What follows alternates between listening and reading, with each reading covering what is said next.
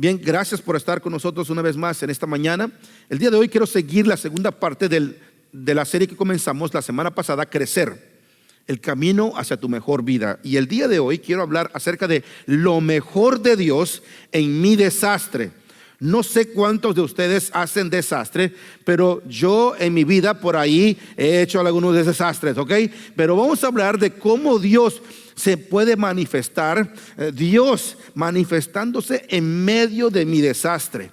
Y cuando digo desastre, no necesariamente estoy hablando de cosas malas que yo he hecho, pero hay veces que nos encontramos en situaciones difíciles. En inglés dicen a mess, ¿verdad? En un desastre. Así que, pero vamos a ver cómo Dios se puede manifestar aún en nuestros momentos más difíciles. Y quiero hablarles especialmente del libro de Jeremías capítulo 29. Mire, quiero leer el versículo 1 y después versículos 5 al 7 y después 11 al 14 de la Nueva Traducción Viviente. Dice: Jeremías escribió desde Jerusalén una carta a los ancianos, a los sacerdotes, a los profetas y a todos los que el rey Nabucodonosor había desterrado a Babilonia. Míreme tantito aquí. Mire, el rey Nabucodonosor, ¿cómo, pastor? Nabucodonosor, ¿ok? Este rey había desterrado al pueblo de Israel, es decir, fueron y los llevaron cautivos, presos, o como usted lo quiera llamar. O sea, destruyeron la ciudad, destruyeron sus casas y se los llevaron a otra ciudad, a otro lugar, lo que es ahorita lo que se conoce como Irak ahorita. Entonces de Israel se los llevaron a Irak, por decirlo así. Entonces ahora el profeta trae una palabra de Dios para el pueblo de Israel que fue desterrado, que quemaron sus casas, que se llevaron todo. Dice el versículo 5, la palabra de Dios para ellos: edifiquen casas y hagan planes para quedarse. Wow, ellos no esperaban esta palabra, pero dice una vez más: edifiquen casas y hagan planes para quedarse. Planten huertos y coman del fruto que produzcan. Cásense y tengan hijos. Luego encuentren esposos y esposas para ellos, para que tengan muchos nietos. Multiplíquense, no disminuyan. Ahora, esto no lo escribió, no es una palabra para los hispanos, era para el pueblo de Israel, ¿ok? Pero algunos de nosotros somos muy buenos para esto, ¿verdad? Pero dice el versículo 7: y trabajen por la paz y prosperidad de la ciudad donde los envié al destierro. Pidan al Señor por la ciudad, porque del bienestar de la ciudad dependerá el bienestar de ustedes. Dice el 11, el versículo más famoso: pues yo sé los planes que tengo para ustedes, dice el Señor. Son planes para lo bueno y no para lo malo, para darles, dice, un futuro y una esperanza. En esos días, cuando oren, los escucharé. Si me buscan de todo corazón, podrán encontrarme. Sí, me encontrarán, dice el Señor. Pondré fin a su cautiverio y restableceré su bienestar. Los reuniré de las naciones a donde los envié y los llevaré a casa, de regreso a su propia tierra. Ahora, tal vez el versículo más famoso que acabamos de leer es el versículo 11, precisamente, 29:11. ¿Ok? Es una de las promesas más famosas y amadas de todas las escrituras.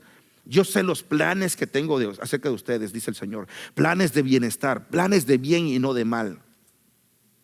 Este versículo llena las librerías cristianas, calcomanías de autos, tazas de café, fotos, libros devocionales, playeras o camisetas, etcétera. Ahora, y qué bueno, ¿verdad? Debería ser así. Es hermoso saber que el Dios que hizo el cielo y la tierra lo conoce a usted personalmente, ¿ok? Y tiene un plan para su vida. ¡Wow! El Dios, el creador del cielo y la tierra. Ahora, pero la mayoría de las personas no obtienen el efecto completo de esta gran promesa, porque no conocen el contexto, ¿ok?, en el que se encuentra. El contexto en el que este versículo se encuentra es impresionante. Estas palabras están escritas, ¿ok?, por el profeta Jeremías. él vivió en una época en la que el pueblo de Dios estaba tan apático hacia Dios, ¿ok?, que le habían dado la espalda a Dios. Y ellos cayeron a causa de eso en cautiverio. Fueron llevados a cautiverio a este lugar. Este es el lugar más doloroso que yo he leído. Cuando Dios les habla a ellos, cuando ellos fueron, imagínense que alguien llegó, terroristas por decirlo así, llegan y destruyen todo y se llevan toda la nación para otra nación, a otro lugar en cautiverio. O sea, en términos de esclavos. Y se los llevan para otro lugar y a comenzar de nuevo. Y no comenzar de nuevo como decir voy a trabajar y hacer mi propia empresa. No, fueron a cautiverio. Wow. Ahora, a pesar de que Jeremías era perfectamente puro ante Dios, esencialmente él estaba viviendo en depresión debido a las cosas terribles que había tenido que presenciar y profetizar. Veamos algunas de ellas, por ejemplo. Veamos lo que dice Jeremías 9, versículos 1 al 2. Dice, si tan solo mi cabeza fuera una laguna, dice, y mis ojos una fuente de lágrimas. Por eso le llamaban el profeta llorón, porque él lloraba mucho. Lloraría, dice, día y noche por mi pueblo que ha sido, escuche bien, masacrado. Desearía poder marcharme, dice, y olvidarme de mi pueblo y vivir en una choza para viajeros en el desierto, salirme de aquí. ¿Cuántos les ha pasado algo parecido? Decir, ¿cómo desearía irme a otro lugar desconocido, donde nadie me conociera, donde no tenía que presenciar esto que estoy viendo? Y luego dice él, pues todos ellos, hablando del pueblo de Dios, ¿ok?, son adúlteros, una banda de mentirosos traicioneros. O sea, él vivía, estaba en depresión por todo esto. Le dolía la manera en que el pueblo de Dios se había conducido y cómo a raíz de eso, cómo, o sea, Dios en cierta manera los había castigado. O sea, vinieron estas personas y destruyeron todo y se los llevaron cautivos. Era muy triste ver cómo murieron masacrados, dice. Ahora, estas personas habían estado tan equivocadas, tan confundidas, habían cometido pecados sexuales abiertos y lascivos en nombre de la adoración. Le dieron la espalda a Dios, estaban en un gran lío y era un desastre. Ahora, desastre que ellos mismos habían creado. Sin embargo, de alguna manera, Dios trae estas palabras asombrosas de promesa y esperanza para ellos. A pesar de todo lo que ellos vivieron, Dios trae esta palabra de esperanza. Decir, ok, van a pasar por esto, pero déjenme decirles lo que yo voy a hacer por ustedes. Wow. Ese es el Dios que servimos, amén. Tenemos que pensar que la bondad de Dios, obviamente, tendemos. Nosotros muchas veces pensamos que la bondad de Dios depende de nuestro comportamiento. Ahora, yo entiendo de que es verdad, nosotros cosechamos lo que nosotros sembramos. Amén. Y Dios espera un cambio en nuestro comportamiento. Pero nunca olvide esto, de que nuestra justicia, dice la palabra de Dios, que es como un trapo de inmundicia. O sea, por más que tratemos de ganarnos el favor de Dios por ser buenos, en realidad, o sea, lo mejor que podemos hacer, dice la Biblia, que es como un trapo de inmundicia. Entonces, esta esperanza en realidad es un producto de la gracia de Dios solamente. Dios, porque es bueno, a pesar de nuestros errores, Él sigue brindándonos bondad. Él sigue siendo bueno con nosotros por su gracia, no porque seamos guapos. Gracias a Dios que lo somos, ¿verdad? Pero no es por eso. Amén. Todos ustedes. Entonces, es lo mejor de Dios en mi desastre. Amén. Veamos 3 puntos que quiero compartir con ustedes esta mañana. Número 1, una gran promesa viene cuando pierdo la esperanza. Una gran promesa viene cuando pierdo la esperanza.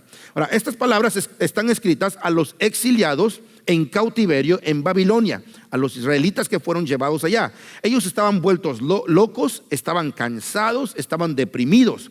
Ahora, los pocos que tienen o que tenían un poco de fe, solo querían una cosa: Dios, sácanos de este lío ahora. Aquellos que tenían todavía un poquito de fe. Ahora, pero miremos lo que Dios les dice que hagan a través del profeta Jeremías. En vez de que Dios viniera a sacarlos de donde ellos estaban clamando: Señor, perdón, ahora sí, perdón, sácanos de esta. Fíjense la palabra que Dios les da a ellos. Dice el versículo 5: edifiquen casas y hagan planes para quedarse. Ellos no querían escuchar esto. Ellos querían regresar. Ellos estaban llorando para que Dios hiciera un milagro y pudiera sacarlos del cautiverio. Pero Dios les dice: ¿saben qué? Edifiquen casas y hagan planes para quedarse. Planten huertos y coman del fruto que produzcan. Cásense y tengan hijos. Luego encuentren esposos y esposas para ellos, para que tengan muchos nietos. Multiplíquense, no disminuyan. Ahora, este es el telón de fondo de muchos de los momentos divinos de Dios en nuestras vidas. Siempre ese es como que el telón, amén, donde de fondo, cuando Dios quiere hacer un gran milagro, algo grande en nuestras vidas. O sea, cuando nos encontramos enfrente de algo que no podemos cambiar, cuando estamos enfrente de una necesidad muy grande, cuando estamos enfrente de un problema muy grande, cuando estamos enfrente de algo que no podemos manejar.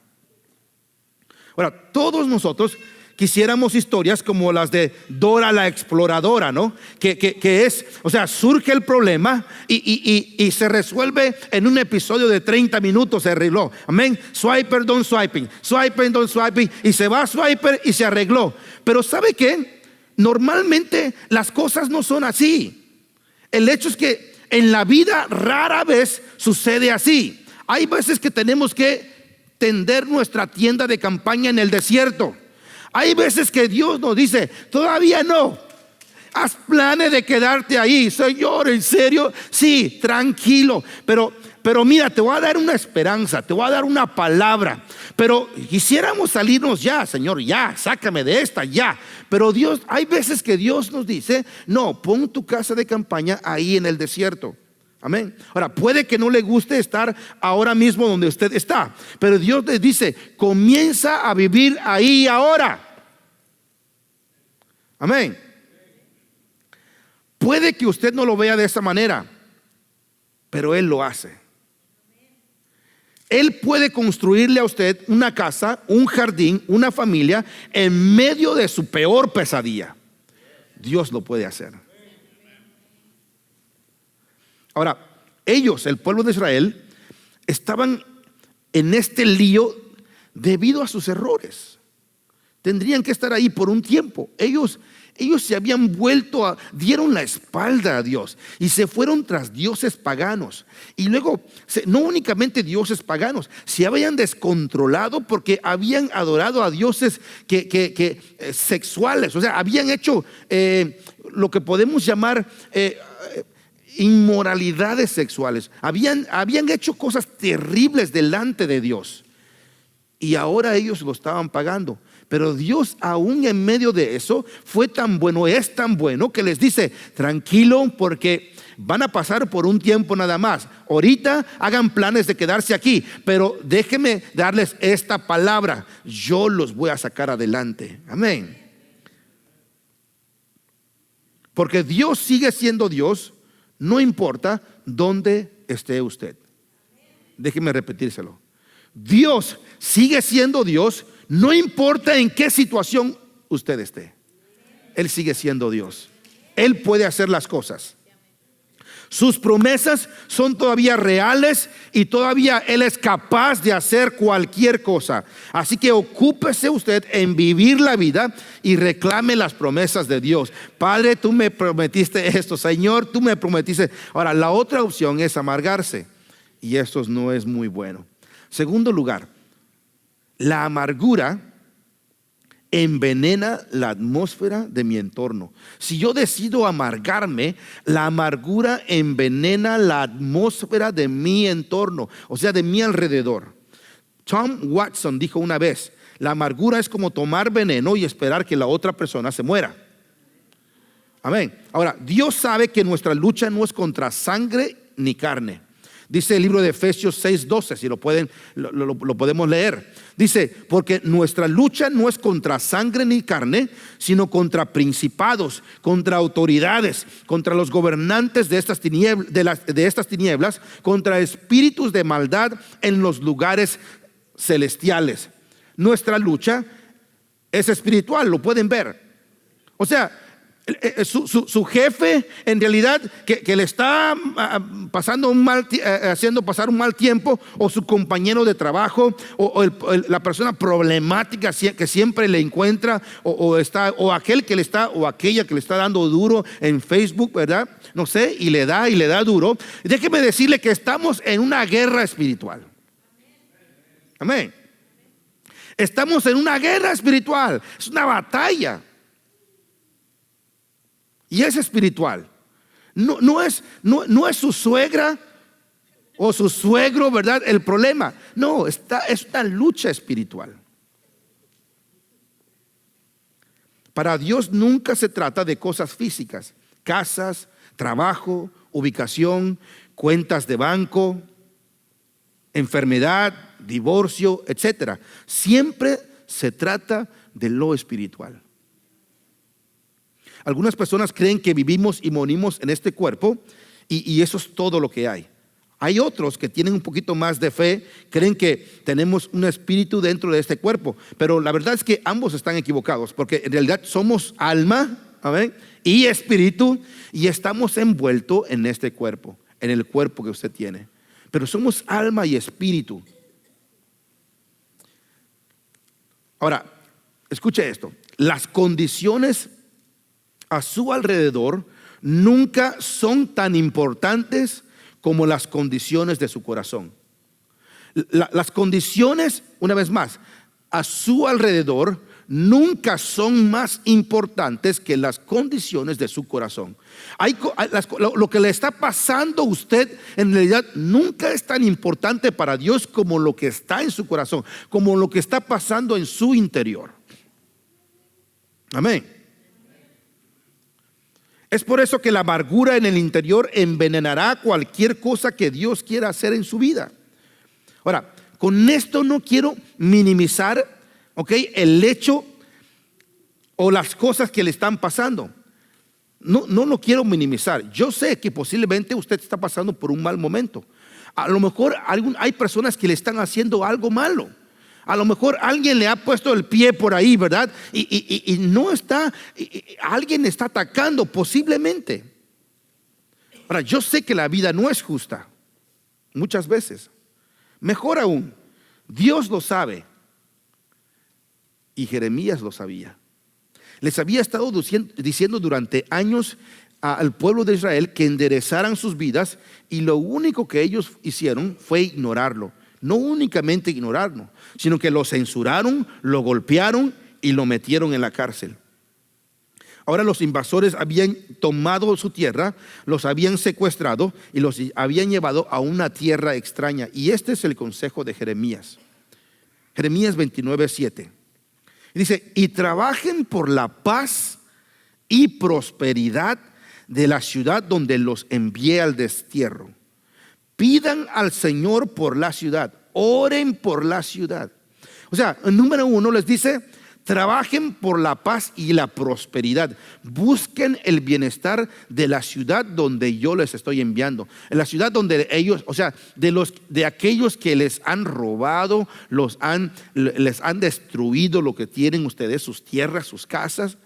Y la ciudad donde ellos les llevan, busquen el bienestar de esa ciudad. ¿Ok? Y luego dice: y piden al Señor por la ciudad. O sea, no únicamente busquen el bienestar, oren por la ciudad, porque del bienestar de la ciudad dependerá el bienestar de ustedes. Y esta es otra enseñanza que voy a traer otro día, ¿ok? Pero esto es terrible, mire. Dios les estaba diciendo: busquen el bienestar y la prosperidad de esa ciudad. Era terrible. Señor, no quiero orar por estos desalmados. Quemaron mi ciudad, robaron mis cosas, secuestraron a mi familia. ¿Cómo puedo yo orar por ellos? Pero es así como Dios trabaja. Amén. Y tal vez esto no nos guste mucho, pero esta es la manera que Dios trabaja. Veamos lo que dice Mateo 5:44. Dice: pero yo les digo, amen a sus enemigos. Pastor, ¿cómo? Sí, dice: amen a sus enemigos. Pastor, pero ¿cómo puedo yo hacer esto? Bueno, nos sigue diciendo cómo lo podemos hacer. Dice: bendigan a los que los maldicen. O sea, si tú quieres amar a tus enemigos y no sabes cómo, déjame ayudarte, dice. Comienza por bendecir a aquellos que te maldicen. Oh, que no sé qué, fulano de tal, le escribieron algo en Facebook y dice tal y tal y tal, fulano de tal, esto, y se burlaron de usted. Entonces, en vez de que usted escriba de regreso y se pelee en Facebook, le dice que Dios te bendiga, ¿verdad? ¿Amén? No quiero hablar mal de usted, al contrario, quiero decirle que Dios lo ama y yo también. Aunque por dentro diga usted: Señor, ponlo en fuego lento, ¿verdad?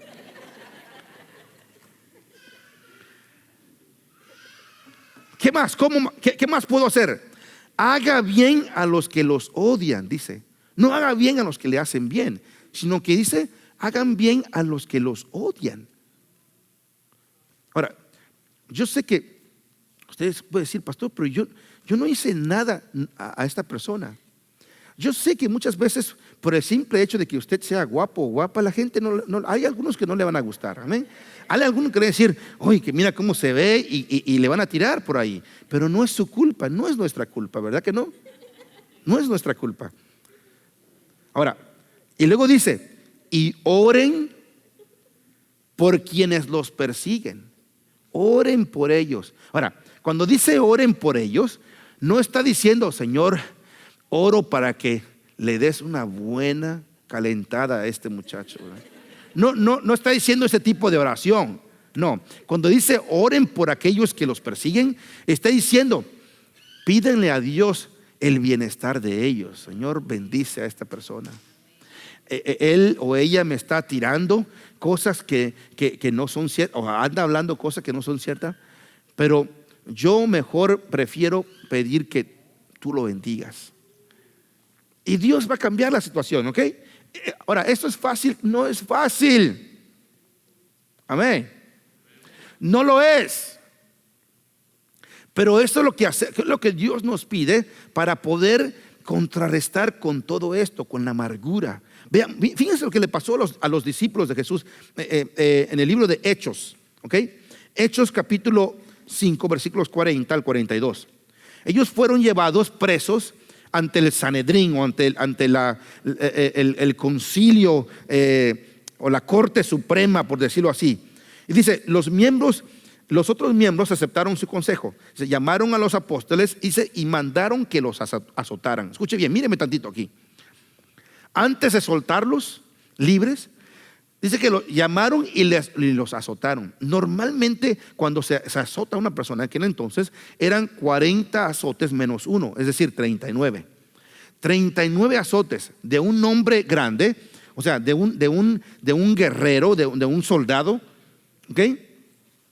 Con un chicote así grandote. O sea, no de un niño, no, con un soldado,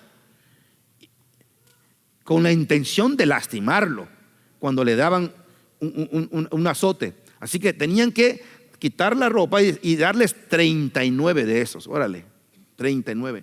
Entonces, dice que los azotaron a ellos. Luego les ordenaron que nunca más hablaran en el nombre de Jesús y los pusieron en libertad. Después que les habían golpeado, los amenazaron de muerte, ¿ok? Les amenazaron. Dice el 41: los apóstoles salieron del concilio supremo con alegría. A ver. Usted puede decir: pastor, wow, ¿Estarán locos? ¿Estaban locos? ¿Estaban drogados? O sea, ¿qué onda? No. Vamos a ver que cuando ellos recibieron todo este azote y estas amenazas, amén, que se acercaron a amenazarlos, que más de hablarles les escupían porque les estaban amenazando, y ellos salieron, wow, alegres, dice. ¿Por qué? Porque Dios los había considerado dignos de sufrir deshonra por el nombre, de Jesús. ¿Y qué hicieron? ¿Se fueron y dejaron de hablar? No. Y cada día en el templo y casa por casa seguían enseñando y predicando este mensaje: Jesús es el Mesías. ¿Por qué? Porque ellos se alegraron porque los habían azotado, los habían maltratado por causa de Jesús, porque andaban predicando. No los azotaron porque se habían volado una luz roja por ahí y no habían pagado el ticket. No. Les habían azotado porque estaban predicando el nombre de Jesús. Es decir, si alguien habla mal de usted porque usted es un hijo de Dios, no se enganche con eso. Amén. No se enganche, sino que mejor borre, quite a la persona, borre y ore por él o por ella. Señor, bendícelo, porque me están atacando porque ahora soy un cristiano. Amén. Alégrese, porque en realidad no es a usted a quien están atacando, es a Dios que están atacando. Y Dios se va a cargar de eso. Pero usted diga: Señor, te lo dejo en tus manos. Ahora, este ha sido siempre el camino del pueblo de Dios. Amén. Su jefe, cónyuge, vecino, compañero de trabajo grosero. Si usted está cansado del lugar en el que está, comience a bendecirlos. Amén. Si usted dice: pastor, estoy cansado en mi trabajo por todo lo que yo oigo. Bueno, ¿sabe qué? No ha hecho algo. Ahora hágalo. Comience a bendecirlos. Bendiga ese lugar. Muestre el amor de Dios. Confunda al enemigo con el amor. Ame a todos. Va a ver que van a estar confundidos. Van a decir: yo estoy hablando mal de este tipo, y en vez de darme mal a mí también o contestarme, me está amando. ¿Qué onda? Lo va a confundir. Por último, termino con esto. Dios hará en mí una transformación divina. ¿Cuántos creen que necesitamos que Dios haga una transformación divina en nosotros? Amén. Miren, tal vez la hemos regado, hemos fallado, tal vez hemos hecho un desastre, pero Dios puede transformarnos. Él puede hacernos de nuevo. Amén. Él puede transformar nuestra vida. Leamos lo que dice Jeremías. Dice: hace mucho tiempo se me apareció el Señor y me dijo: con amor eterno te he amado. ¿Cómo? Con amor eterno. Dios nos dice: yo te he amado con amor eterno. ¿Qué significa eso? Que nunca se va a terminar el amor de Dios. Por eso te sigo con fidelidad, oh virginal Israel. Y ahorita llego a ese punto. Luego dice: te edificaré de nuevo. Sí, serás reedificada. De nuevo tomarás panderetas y saldrás a bailar con alegría. Amén. ¿Notaron este discurso de fe de Dios sobre sus hijos? Ese es un discurso de fe de Dios sobre sus hijos. Ellos estaban metidos en medio de este cautiverio. Estaban llorando porque Dios los sacara. Pero Dios les dice: miren, tranquilos, todavía no, hagan planes de quedarse. Pero miren, dice Dios: yo les he amado con amor eterno. Cuando yo los amé, aunque me hicieron mal, yo les sigo amando, porque es eterno el amor que tengo para ustedes. Nunca se termina. Por eso les sigo con fidelidad. Soy fiel a ustedes, aunque ustedes me son infieles. O luego dice, oh virginal Israel.